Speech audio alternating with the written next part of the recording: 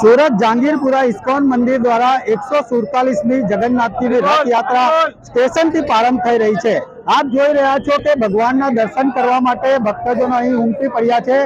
આજે ભગવાન જગન્નાથ પોતાના મામાના ઘરે એટલે કે મોસાળમાં ભગવાન આજે પધારવાના છે, ત્યારે નગર યાત્રા પણ નીકળવાના છે।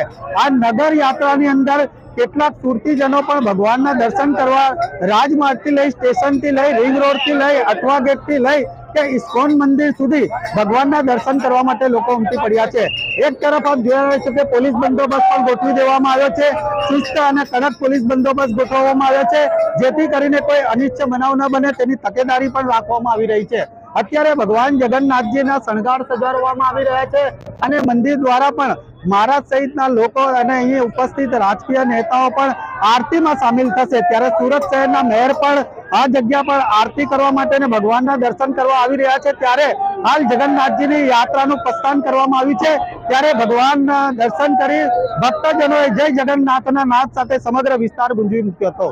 કેમેરામેન ચંદ્રકાંતની સાથે ધીરજ કુમરા, લોક વિશ્વાસ ન્યૂઝ, સુરત।